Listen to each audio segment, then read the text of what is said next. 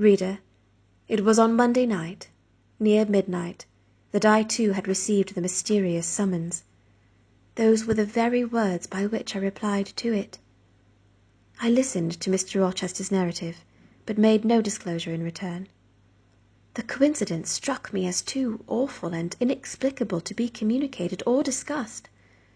If I told anything, my tale would be such as must necessarily make a profound impression on the mind of my hearer, and that mind, yet from its sufferings too prone to gloom, needed not the deeper shade of the supernatural. I kept these things then, and pondered them in my heart. "You cannot now wonder," continued my master, "that when you rose upon me so unexpectedly last night, I had difficulty in believing you any other than a mere voice and vision, something that would melt to silence and annihilation, as the midnight whisper and mountain echo had melted before. Now, I thank God, I know it to be otherwise. Yes, I thank God." He put me off his knee, rose, and reverently lifting his hat from his brow, and bending his sightless eyes to the earth, he stood in mute devotion. Only the last words of the worship were audible. "I thank my Maker, that in the midst of judgment he has remembered mercy. I humbly entreat my Redeemer to give me strength to lead henceforth a purer life than I have done hitherto." Then he stretched his hand out to be led. I took that dear hand, held it a moment to my lips, then let it pass round my shoulder. Being so much lower of stature than he, I served both for his prop and guide. We entered the wood, and wended homeward. She was standing by the door to the porch, phone in her left hand. He sat within touching distance, his back to her. She reached out with her right hand and rested it on his shoulder, in the casual way that some women have with men they care for.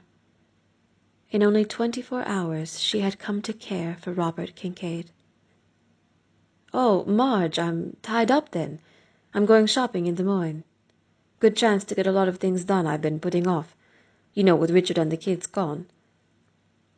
Her hand lay quietly upon him. She could feel the muscle running from his neck along his shoulder, just back of his collarbone.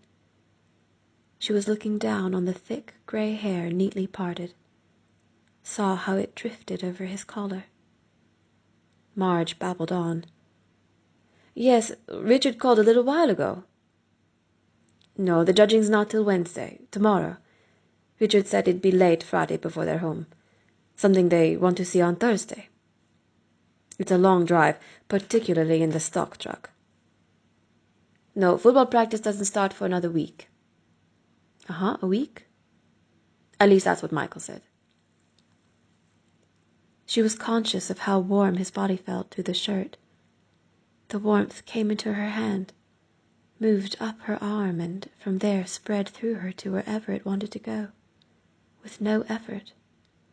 Indeed, with no control from her. He was still, not wanting to make any noise that might cause Marge to wonder. Francesca understood this. As soon as they had said good night to the professor and gone upstairs for the first night, the boys came into the girls' room, and they all talked it over. "We've fallen on our feet, and no mistake," said Peter. "This is going to be perfectly splendid. That old chap will let us do anything we like." "I think he's an old dear," said Susan. "Oh, come off it," said Edmund, who was tired and pretending not to be tired, which always made him bad-tempered. "Don't go on talking like that." "Like what?" said Susan. "And anyway, it's time you were in bed." "Trying to talk like mother," said Edmund. "And who are you to say when I'm to go to bed? Go to bed yourself." "Hadn't we all better go to bed?" said Lucy. "There's sure to be a row tomorrow if we're heard talking here." "No, there won't," said Peter. I tell you, this is the sort of house where no one's going to mind what we do. Anyway, they won't hear us. It's about 10 minutes' walk from here down to that dining room, and any amount of stairs and passages in between." "What's that noise?" said Lucy suddenly. It was a far larger house than she had ever been in before, and the thought of all those long passages and rows of doors leading to empty rooms was beginning to make her feel a little creepy. "It's only a bird, silly," said Edmund. "It's an owl," said Peter. "This is going to be a wonderful place for birds. I shall go to bed now. I say, let's go and explore tomorrow. You might find anything in a place like this. Did you see those mountains as we came along? And the woods? There might be eagles. There might be stags. There'll be hawks." "Badgers," said Lucy. "Foxes," said Edmund. "Rabbits," said Susan. But when the next morning came, there was a steady rain falling, so thick that when you looked out of the window you could see neither the mountains nor the woods, nor even the stream in the garden. "Of course it would be raining," said Edmund. "Charlotte," he said softly. "Yes, Wilbur?" "I don't want to die." "Of course you don't," said Charlotte in a comforting voice. "I just love it here in the barn," said Wilbur. "I love everything about this place." "Of course you do," said Charlotte. "We all do." The goose appeared, followed by her 7 goslings. They thrust their little necks out and kept up a musical whistling, like a tiny troop of pipers. Wilbur listened to the sound with love in his heart. "Charlotte," he said. "Yes?" said the spider. "Were you serious when you promised you would keep them from killing me?" "I was never more serious in my life. I am not going to let you die, Wilbur." "How are you going to save me?" asked Wilbur, whose curiosity was very strong on this point. "Well," said Charlotte vaguely, "I don't really know, but I'm working on a plan." "That's wonderful," said Wilbur. "How's the plan coming, Charlotte?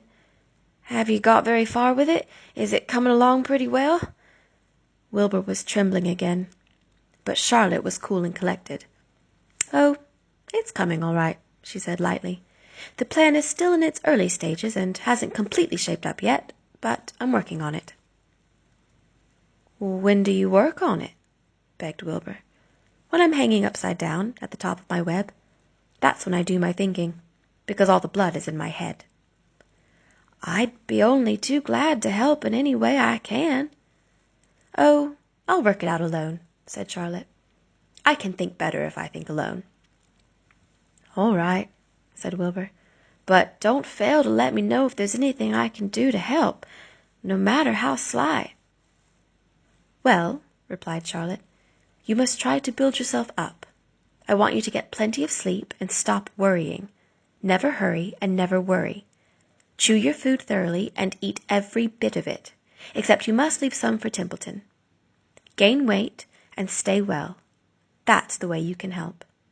Keep fit and don't lose your nerve. Do you think you understand?" "Yes, I understand," said Wilbur. "Go along to bed then," said Charlotte. "Sleep is important." Wilbur trotted over to the darkest corner of his pen and threw himself down. He closed his eyes, and in another minute he spoke. "Charlotte," he said. "Yes, Wilbur?" "May I go out to my trough to see if I left any of my supper? I think I left just a tiny bit of mashed potato." "Very well," said Charlotte. "But I want you in bed again without delay." Wilbur started to race out to his yard. "Slowly, slowly," said Charlotte. "Never hurry, never worry." Wilbur checked himself and crept slowly to his trough. He found a bit of potato, chewed it carefully, swallowed it, and walked back to bed. He closed his eyes and was silent for a while. "Charlotte," he said in a whisper. "Yes?" "May I get a drink of milk? I think there are a few drops of milk left in my trough."